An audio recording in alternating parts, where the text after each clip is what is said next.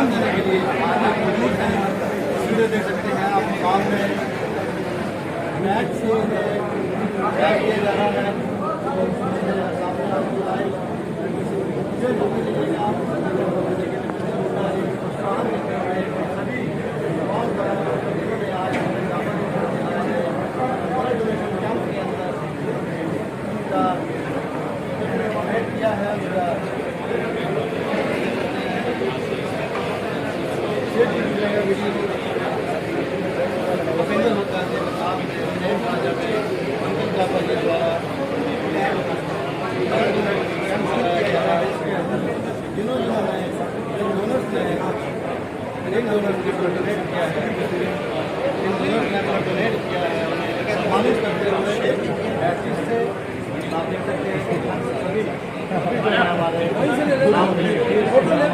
दो जवान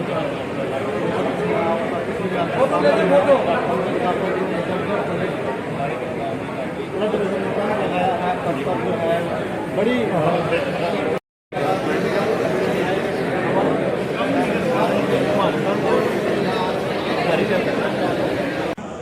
की सेवा का शुरुआत करके इन्होंने उस कार्य को आगे बढ़ाने का काम किया। हमारे भाई सचिन है, इन्होंने तो जो युवा टीम थी, पूरी युवा टीम ने एक सराहनीय काम किया है करनाल के अंदर, और मैं धन्यवाद करता हूं। और ये कोई आज कोई हमारा जो कार्यक्रम कोई राजनीतिक नहीं है, क्योंकि ये जो इंसानियत की सेवा है इसमें हमने कोई इस पूरी टीम ने कि राजनीतिक दृष्टि से नहीं किया, वो तो इंसानी फ़र्ज निभाने की एक बात थी।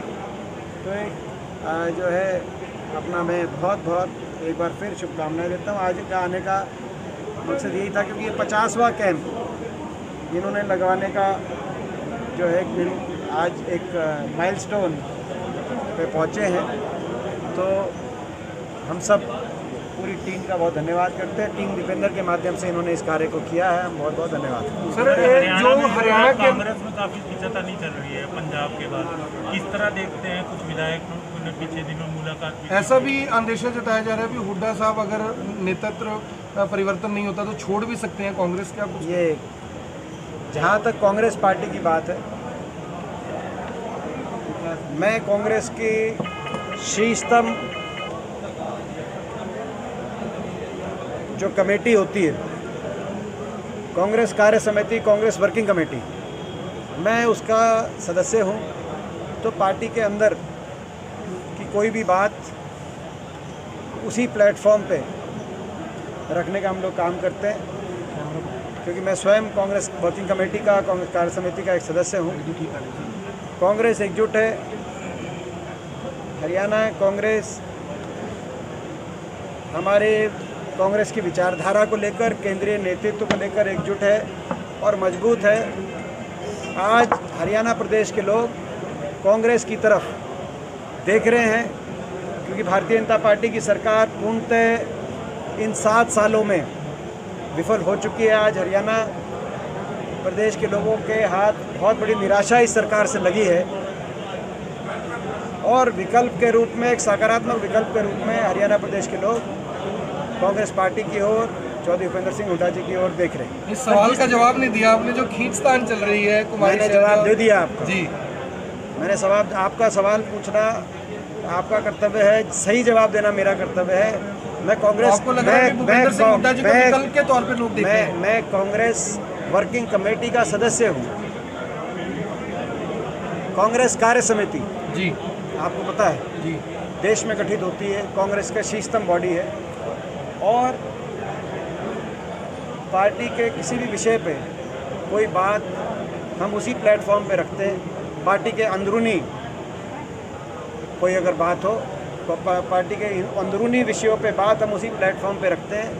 जहाँ तक हरियाणा प्रदेश की बात है, मैंने जैसे पहले कहा, कांग्रेस अपने राष्ट्रीय नेतृत्व विचारधारा को लेकर पूर्णतः एकजुट हरियाणा प्रदेश में, और हरियाणा प्रदेश के लोग आज कांग्रेस पार्टी की ओर, चौधरी भूपेंद्र सिंह हुड्डा जी की ओर देख रहे हैं, एक सकारात्मक विकल्प को देख के, क्योंकि भारतीय जनता पार्टी की सरकार पूर्णतः विफल हो चुकी है। सर, पेट्रोल डीजल के दाम लगातार बढ़ रहे हैं। आज हरियाणा में भी पेट्रोल 100 रुपये को पार कर गया है।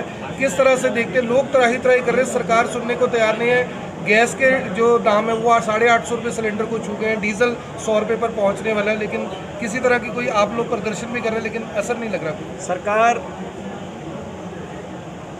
असंवेदनशील भी है और ये बहरी भी सरकार हो चुकी, क्योंकि लोगों की, जनता की आवाज़ इन तक नहीं पहुंच पा रही, और अब मुझे लगता है बेशर्म भी हो चुकी है। जले पे नमक छिड़कना एक कहावत है,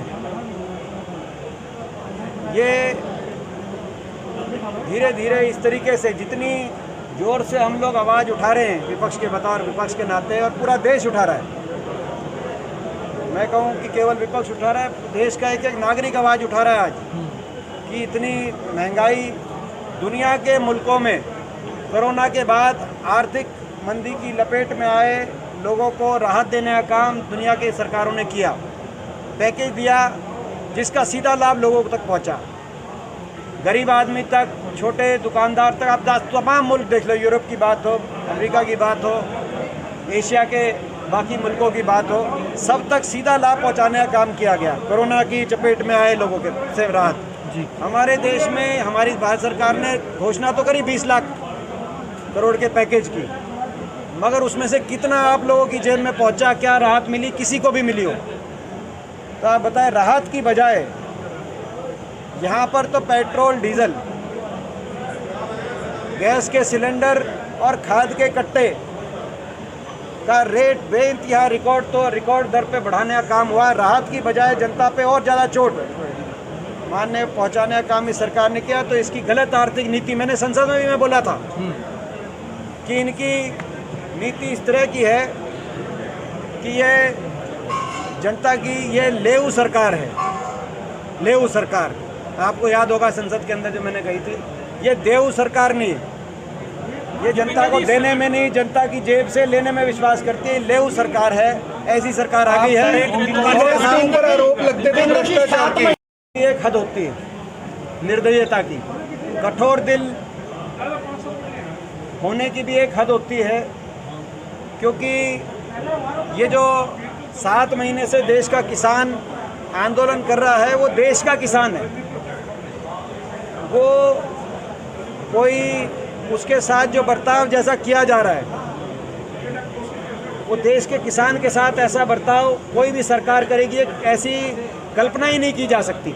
और तो और इन्होंने किसान की मांगों को मानने से मना किया, किसान मानने से इनकार किया जा रहा है। हाँ, फिर वही करो, किसानों की मांगों को मानने से मना किया, फिर किसान को किसान मानने से मना किया, उस किसान को आतंकवादी, अलगाववादी, माओवादी, खालिस्तानी, कांग्रेसी, हर तरीके के नाम देने का काम किया, और अब किसान को इंसान मानने से भी इनकार किया। लगभग 500 लोगों की जानें कुर्बान हो चुकी इस आंदोलन में, जो अपने धरनों पे बैठे थे, जिन्होंने अपनी जान कुर्बान कर दी, मगर उनके प्रति संवेदना का एक शब्द, सहानुभूति का एक शब्द, छोटा मोटा एक्सीडेंट भी हो जाए तो देश में मंत्रियों के ट्विटर खड़कने लगते हैं, उनको भी दर्द होता है, हमें भी दर्द होता है। कहीं देश में कोई छोटा मोटा कोई किसी की अगर त्रासदी हो जाए, उनको भी दर्द होता है, हमको भी दर्द होता है। ट्विटर्स पे हर जगह संवेदना के, सहानुभूति के संदेश आते हैं, मगर किसानों के लिए संसद में हम 19 से दोबारा संसद शुरू है। पिछले सत्र में, सारे सत्र में मैं कहता रहा, कोई एक आदमी खड़ा होकर कम से कम सहानुभूति व्यक्त करे इन किसानों के प्रति। आप किसान को, ना किसान की मांग मान रहे, ना किसान को किसान मान रहे, ना किसान को इंसान मान रहे, मगर सरकार के कानों पर जू तक नहीं रही। अब 19 से सेशन दोबारा शुरू होगा, 19 जुलाई से, और सेशन के पहले ही दिन मैं किसानों की बात को लेकर दोबारा उठाने का काम करूंगा। सेशन के पहले दिन सरकार ये ना भूले, सरकार ये मत समझे कि ये सरकार भूल जाएगी तो देश की संसद में कुछ ऐसे लोग नहीं आएंगे जो सरकार से जवाब नहीं मांगेंगे। कोई हमारी पूरी पार्टी, कांग्रेस पार्टी भी मांगेगी, और मैं भी पहले दिन ही किसान के मुद्दे को संसद में उठाने का काम करेंगे। सरकार है वो भ्रष्टाचार के मुद्दे पर गई थी, लेकिन करनाल में हर बार